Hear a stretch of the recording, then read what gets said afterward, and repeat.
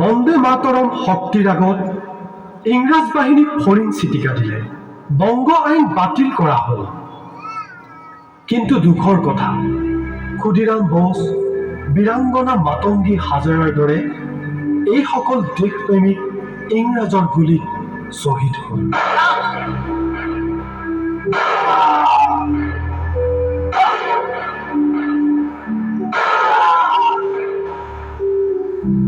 আমাৰ এজাক স্বাৰ্থনেশী ব্যক্তিৰ প্ৰৰোচনাত পৰি ৫টা পংক্তিৰ গীতটি দ্বিখণ্ডিত কৰি আজি ২টা